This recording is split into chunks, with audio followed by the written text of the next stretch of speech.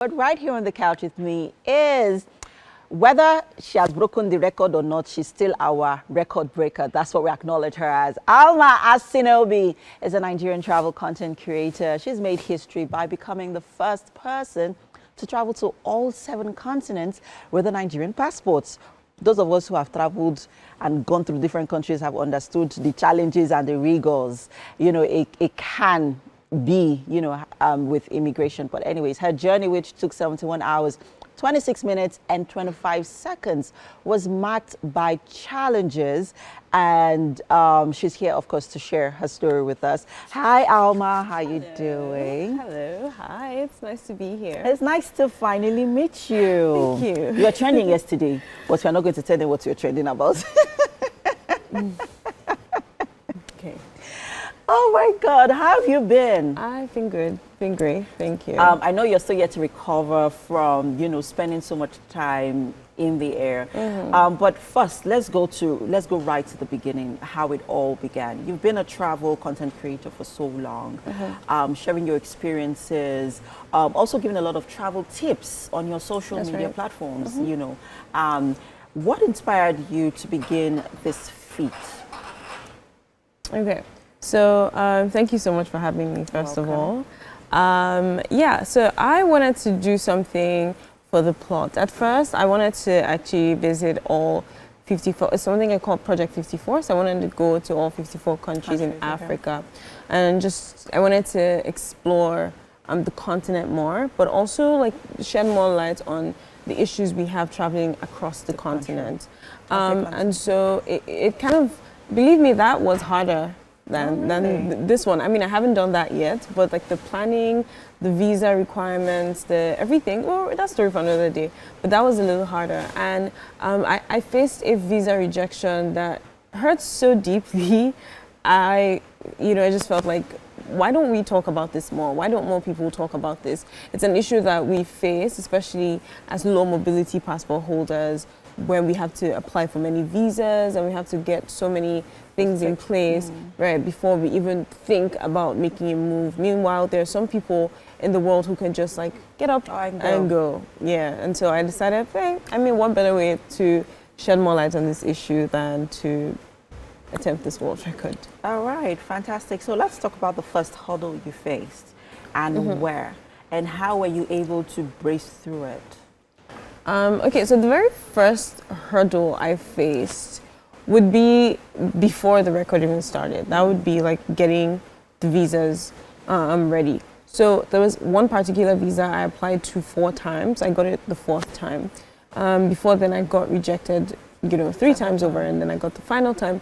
There's another one I had applied for 3 times, and I got it on the 3rd time. But on the trip itself, everything was going smoothly at the beginning. I didn't have any delayed flights. I didn't have any canceled flights or anything until I arrived in Punta Cana, Dominican Republic. That was my country in North America.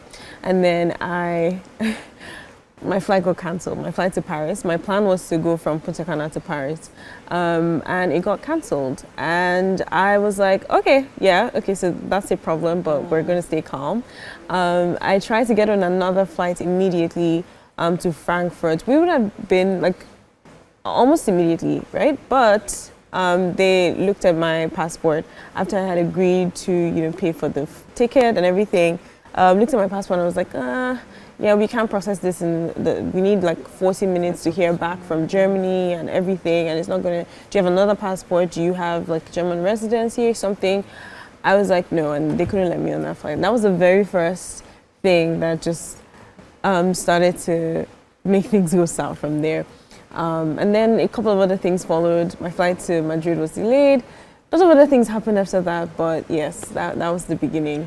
So would you say that some of this, of course, unforeseen circumstances delayed flights and, visa procurement sort of affected your inability to be able to reach, because you had a targeted time, which was initially 71 hours.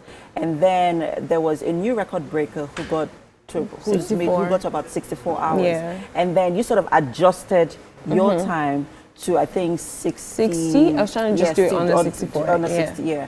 You were also trying to ensure that, you know, you within, you know, 64 hours. Would you say some of those hurdles and challenges that you experienced sort of, you know, impeded that from happening? Yes, absolutely. There's almost no way I wouldn't have beat the record if that didn't happen, especially like with like everything, the delay in Punta Cana with the canceled flight, the issues that I had to face going forward. In Madrid, I couldn't check in online because I needed to show my visa to a check-in counter official, and that meant that I had to be at the airport at least an hour before takeoff, and I couldn't meet up with that because my flight was delayed, and the reason that flight was delayed was because I couldn't get to Frankfurt. You know, it was just like a ripple effect of everything that happened before that. So yes, absolutely. And then on my final leg of the flight, of the entire trip, I was denied boarding in Dubai. I was going to Australia. My final destination was supposed to be another city in Australia, which was going to be like a short 10-ish hour flight. And I just, they just like put me to the side and they wanted to confirm my visa. And eventually after doing everything, you know, boarding closed, I couldn't get on that flight.